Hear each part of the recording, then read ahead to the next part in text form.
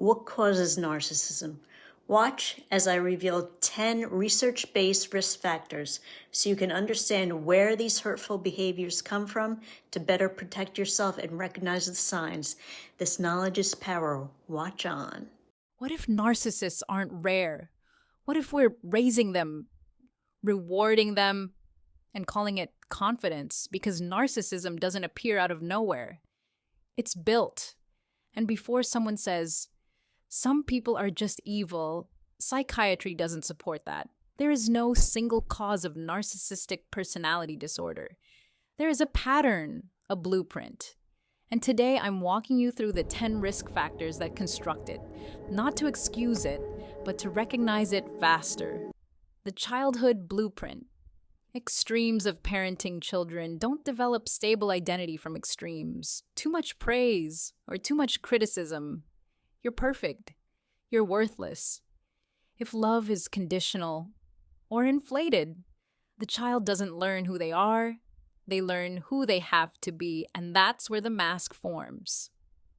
Parental overvaluation.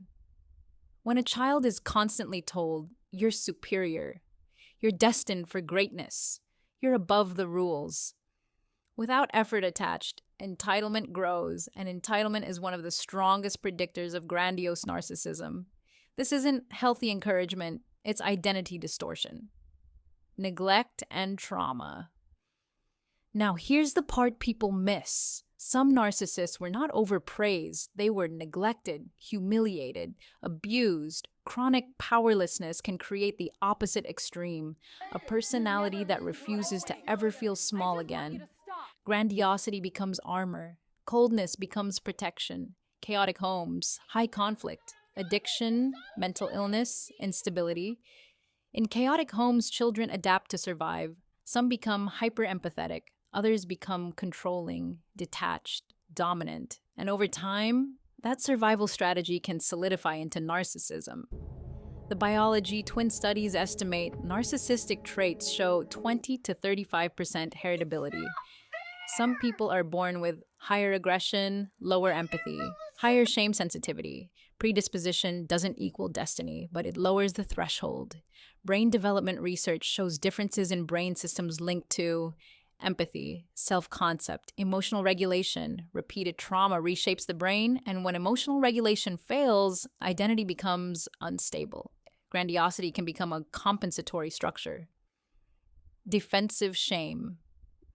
Here's what makes this uncomfortable. Under many narcissistic presentations, there's shame, deep, unprocessed shame. The superiority isn't confidence, it's insulation from collapse. The modern accelerator. Culture. We reward performance, status, dominance, image. We don't discourage narcissism, we monetize it. In the right environment, narcissistic traits aren't corrected, they're amplified. Social media endless validation loops, metrics for worth, followers as status. For someone already vulnerable, this is gasoline on grandiosity, not the cause, but the accelerator. Developmental timing. Adolescence naturally spikes narcissistic traits. For most people, maturity softens them, but when trauma plus overvaluation plus biology intersect during this window, traits crystallize, and that's when we move from traits to disorder. The collision.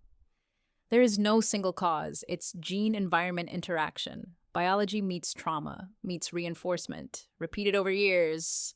Narcissists are constructed, layer by layer. Understanding their origin does not excuse their behavior, but it explains why logic doesn't change them, why empathy doesn't soften them, and why boundaries feel like attacks. Understanding the blueprint doesn't mean tolerating the damage. It means recognizing it sooner and protecting yourself faster. Stay tuned for more narcissism news when I drop the next video, the #1 behavior that proves you're dealing with a narcissist at Passionate Librarian. Hit subscribe for all of your narc news now and tell me what topics you'd like to see covered.